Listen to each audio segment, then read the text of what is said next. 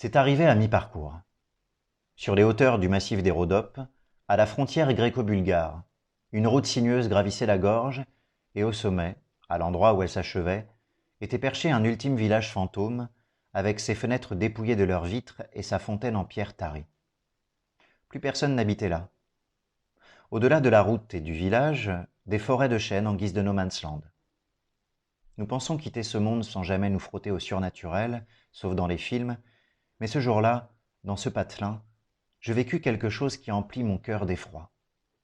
Je ne sais toujours pas si ce qui s'est produit était réel, mais les sentiments suscités en moi m'habitent toujours.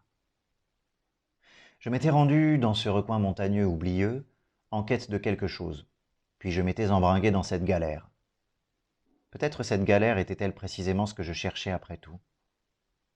Quoi qu'il en soit, je me retrouvais à descendre ce canyon hérissé d'épineux, regorgeant de sangliers, bordé de falaises, 20 kilomètres vierges de toute présence humaine, le soleil implacable me martelant le crâne comme s'il me jugeait pour un crime commis il y a des lustres.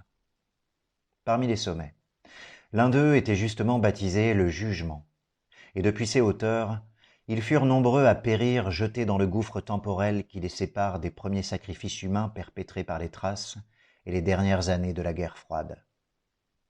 Mais je me hâtais dans la direction opposée, descendant vers le village habité, le plus proche.